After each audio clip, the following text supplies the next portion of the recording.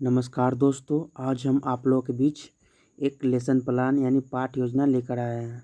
देखिए, पाठ्य योजना में हमको क्या क्या लिखना होता है। सबसे पहले पाठ्य योजना संख्या लिखना पड़ता है। उसके बाद छात्र अध्यापक का नाम लिखना पड़ता है।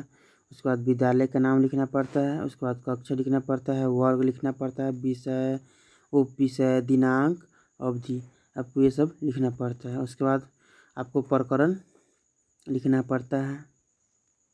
प्रकरण के बाद सामान्य उद्देश्य में आप देख लीजिए, आपको सामान्य उद्देश्य में आपको 4 या 5 लिख सकते हैं, समझे। उसके बाद विशेष उद्देश्य भी आपको 4 या 5 लिख सकते हैं, समझे। उसके बाद आप आइए शिक्षण सहायक सामग्री, जिसको हम TLM टीचिंग लर्निंग मटेरियल कहते हैं। क्या कहते हैं? TLM टीचिंग लर्निंग मटेरियल कहते हैं। टीचिंग लर्निंग मटेरियल में आपको चार्ट, लपेट, फलक, संकेतक तथा अनुपयोग कक्षा उपयोगी शिक्षण सहायक सामग्री आपको लिखना पड़ता है, समझे। फिर पूर्व ज्ञान आपको लिखना पड़ता है। पूर्व ज्ञान में छात्रों को भोजन की पौष्टिकता के बारे में समान जानकारी रखते हैं। उसके बाद आपको प्रस्तावना प्रश्न लिखना होता है। प्रस्तावना प्रश्न में देख लीजिए, आपको 2 ढांचे बनाया जाता है। एक ढांचे इसमें आपको छात्र अध्यापक क्रिया है, आप लड़का है तो, और लड़की है तो छात्र अध्यापिका क्रिया है। उसके बाद यहाँ छात्र छात्रा क्रिया है, आपको लिखना पड़ता है, यानी 2 ढांचे बनाना पड़ता है, समझे। उसके बाद प्रस्तावना प्रश्न में देख लीजिए क्या क्या लिखा हुआ है। प्रस्तावना प्रश्न देखिए, प्रस्तावना प्रश्न में आपको प्रकरण निकालना पड़ता है, समझे। जब तक आपका प्रकरण नहीं निकले, जब तक आपको पूछते रहना है। जैसे कम से कम 4 या 5 प्रश्न आप पूछ सकते हैं, समझे। और उसके बाद आप प्रकरण निकाल सकते हैं। तो देख लीजिए प्रकरण कैसे निकालते हैं। प्राणी भोजन किससे प्राप्त करते हैं? छात्र अध्यापक क्रिया में तो छात्र छात्रा बोलते हैं कि पौधे से। फिर छात्र अध्यापक प्रश्न पूछते हैं, पौधे से प्राणियों को किस प्रकार का भोजन मिलता है? तो छात्र बोलते हैं अनाज, फल, सब्जियों आदि से। फिर छात्र अध्यापक प्रश्न पूछते हैं, अनाज, फल, सब्जियों के अतिरिक्त भोजन में क्या और सम्मिलित है? तो छात्र बोलते हैं दूध, दही, पनीर आदि। उसके बाद फिर प्रश्न पूछते हैं, फल, सब्जी, दूध, दही, पनीर आदि समय क्या मिलता है? तो छात्रा बोलते हैं पौष्टिक तत्व। फिर प्रश्न पूछते हैं, पौष्टिक तत्वों को ग्रहण करने से शरीर को भोजन के कौन से अवयव की पूर्ति होती है? यहाँ विद्यार्थी मौन हो जाते हैं। तो ये प्रश्न समस्यात्मक प्रश्न कहलाते हैं। इसके बाद हमको उद्देश्य कथन करना होता है। तो अच्छा छात्रों, आज हम भोजन के प्रमुख अवयवों का विस्तार पूर्वक अध्ययन करेंगे। उसके बाद यहाँ हम प्रस्तुतिकरण देंगे। प्रस्तुतिकरण में आपको 5 ढांचे बनाना पड़ता है। फर्स्ट में आपको शिक्षण बिंदु, सेकंड में छात्र अध्यापक क्रिया या छात्र अध्यापिका क्रिया है, नंबर 3 में छात्र छात्रा क्रिया है, नंबर 4 में शिक्षण विधि, उसके बाद नंबर 5 में आपको श्यामपट्ट कार्य, समझे। उसके बाद देख लीजिए, फिर विकासात्मक प्रश्न पूछना पड़ता है।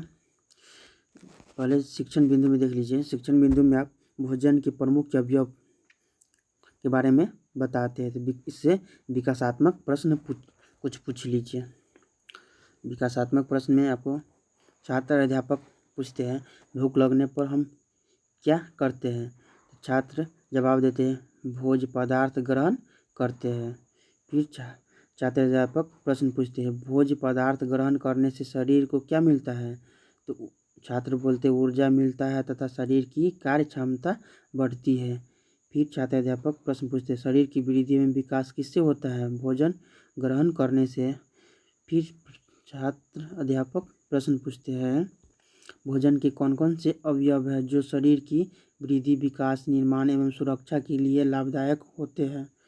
तो ये प्रश्न समस्यात्मक प्रश्न होते हैं, जो बच्चे जवाब नहीं दे पाते हैं, यहाँ विद्यार्थी मौन हो जाते हैं, समझे। फिर छात्र इसको व्याख्या करते हैं। तो छात्र अध्यापक कथन में देख लीजिए क्या व्याख्या करते हैं। भोजन के ऐसे घटक जो हमारे शरीर की वृद्धि, विकास, निर्माण एवं सुरक्षा के लिए लाभदायक होते हैं, भोजन के अवयव कहलाते हैं। भोजन के मुख्य अवयव इस प्रकार हैं। भोजन के अवयव कौन कौन से हैं? कार्बोहाइड्रेट, वसा, प्रोटीन, विटामिन, खनिज, लवण, जल, खाद्य, रेशे। और आगे देखिए, कार्यों के आधार पर हम कह सकते हैं कि कार्बोहाइड्रेट, वसा और प्रोटीन से ऊर्जा मिलती है जो वृद्धि के लिए जरूरी है। समझे? जो वृद्धि के लिए जरूरी है। उसके बाद और देखिए, प्रोटीन, खनिज, लवण और जल शरीर का निर्माण करते हैं। विटामिन, खनिज, लवण और प्रोटीन व जल शरीर का सुरक्षा प्रदान करते हैं। इसके बाद देख लीजिए, छात्र क्रिया में क्या लिखना है, देख लीजिए। यहाँ छात्र ध्यानपूर्वक सुनेंगे, समझेंगे और मुख्य बिंदु लिखेंगे। और शिक्षण विधि में आपको व्याख्यान विधि लिखना है। उसके बाद श्यामपट्ट कार्य में क्या लिखना है? भोजन के अवयव। भोजन के अवयव में आपको फर्स्ट में कार्बोहाइड्रेट, सेकंड में वसा, थर्ड में प्रोटीन, फोर्थ में विटामिन, फिफ्थ में आपको खनिज लवण, सिक्स्थ में आपको जल और सेवन में खाद्य रेशे। उसके बाद आप आइए फिर छात्र अध्यापक क्रिया में। इसके बाद बोध प्रश्न पूछ लीजिए छात्र से। तो शरीर की वृद्धि के लिए कौन कौन से अवयव आवश्यक है? तो छात्र जवाब देंगे कार्बोहाइड्रेट, वसा एवं प्रोटीन। फिर प्रश्न पूछते हैं, प्रश्न का निर्माण करने के लिए शरीर का निर्माण करने के लिए कौन से अवयव आवश्यक है? तो छात्र जवाब देते हैं प्रोटीन, खनिज, लवण एवं जल।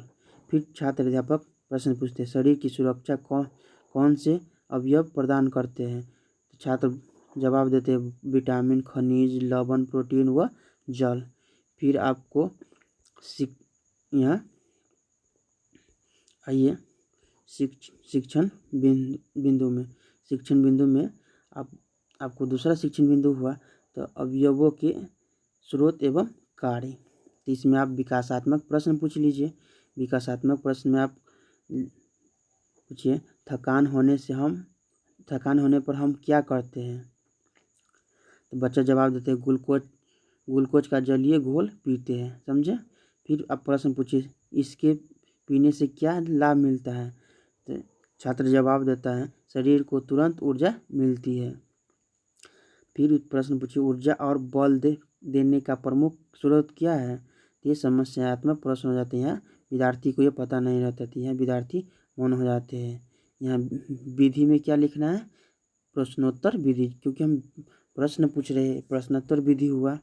उसके बाद इसको आप व्याख्या कीजिए। यहाँ छात्र अध्यापक व्याख्या कर रहे हैं। यहाँ छात्र अध्यापक कथन का देख लीजिए, ऊर्जा, बल, शारीरिक विकास, निर्माण आदि के लिए भोजन के अवयव, उनकी प्राप्ति, स्रोत एवं कार्य इस प्रकार हैं।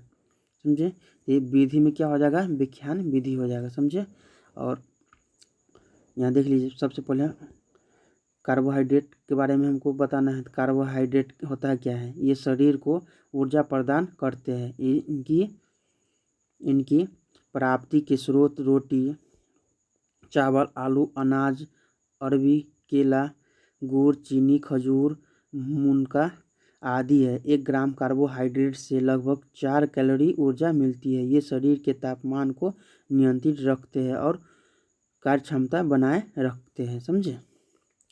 उसके बाद प्रोटीन के बारे में आप विस्तार से बताइए। प्रोटीन शरीर में कोशिका के विकास और जैव रासायनिक अभिक्रियाओं अत्यावश्यक अवयव प्रोटीन है। अंडे, दूध, सोयाबीन, दाल, फलीदार सब्जियों, मछली, मटर आदि से हमें प्रोटीन मिलती है।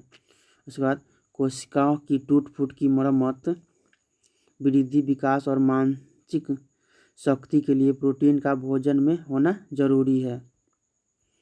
उसके बाद फिर वसा के बारे में आप विस्तार पूर्वक बताइए। वसा होता क्या है?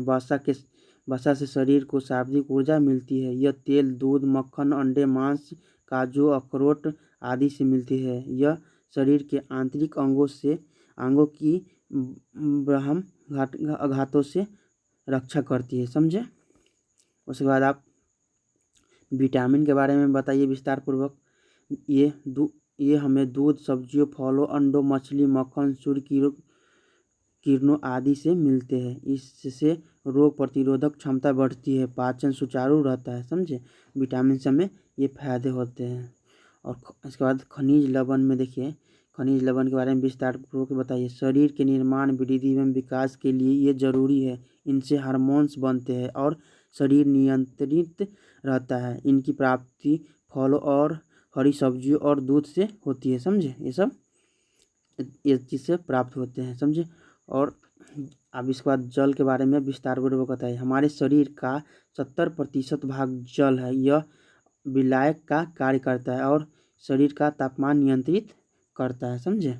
और इसके बाद आप यहाँ नंबर 7 में खाद रेशे के बारे में आप बताइए। खाद रेशे देख लीजिए।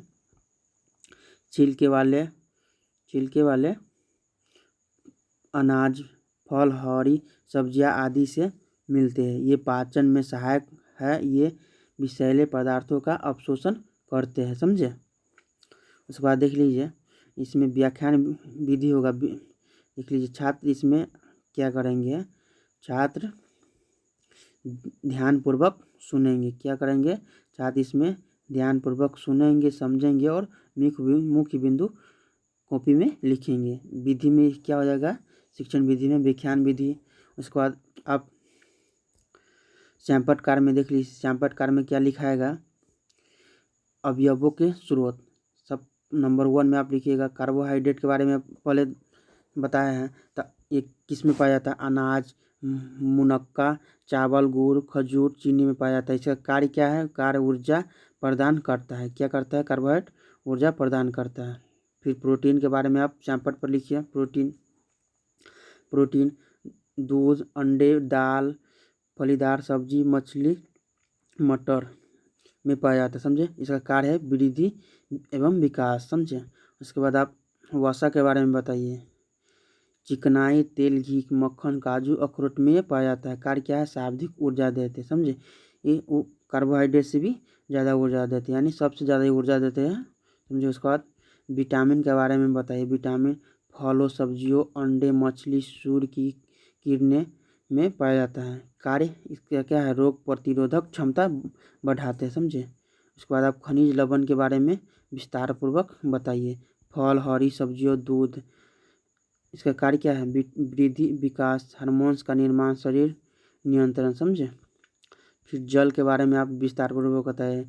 शरीर का 70% भाग जल है। कार्य तापमान नियंत्रण होता है, समझे, इससे। और साथ में आपको खाद्य से अनाज, फल, हरी सब्जियां में पाया जाता है। कार्य क्या है, विषैले पदार्थों का अवशोषण करते हैं एवं पाचन में सहायक होता है, समझे। उसके बाद आप बोध प्रश्न पूछिए बच्चों से। यहाँ बोध प्रश्न पूछिए। छात्र अध्यापक क्रिया में, तो शरीर को ऊर्जा किससे मिलती है, तो छात्र बोलेंगे कार्बोहाइड्रेट और वसा से। फिर प्रश्न पूछेंगे प्रोटीन क्यों जरूरी है, तो छात्र जवाब देंगे शरीर की वृद्धि एवं विकास के लिए। फिर प्रश्न पूछेंगे विटामिन का क्या महत्व है, रोग प्रतिरोधक क्षमता बढ़ाने के लिए, रोग, समझे, इसका महत्व है, समझे, विटामिन का महत्व। इसके बाद फिर आप प्रश्न पूछिए जल से शरीर का कितना प्रतिशत भाग निर्मित है, यहाँ छात्र जवाब देंगे 70%। ये विधि में क्या हो जाएगा, प्रश्नोत्तर विधि या शिक्षण विधि में प्रश्नोत्तर विधि। उसके बाद आप पुनरावृत्ति प्रश्न पूछिए बच्चों से। तो प्रोटीन के 2 कार्य बताइए। फर्स्ट में आप ये पूछ लीजिए। सेकेंड में आप पूछ लीजिए विटामिन की कमी से शरीर पर क्या प्रभाव पड़ता है। फिर उसके बाद पूछ लीजिए खाद्य रेशे किन चीज़ों से प्राप्त हो सकते हैं। उसके बाद आप गृह कार्य दीजिए। गृह कार्य में आपको यहाँ है भोजन के प्रमुख अवयवों का नाम लिखते हुए किसी एक का वर्णन करें, समझे। और उसके बाद आप ये समाप्त हो जाता है, तो आप ये कर लेते हैं। तो यहाँ आप अपना सिग्नेचर कीजिए और उसके बाद यहाँ प्रधानाध्यापक का सिग्नेचर प्लस में मोहर करवा लीजिए, समझे। वीडियो देखने के लिए धन्यवाद।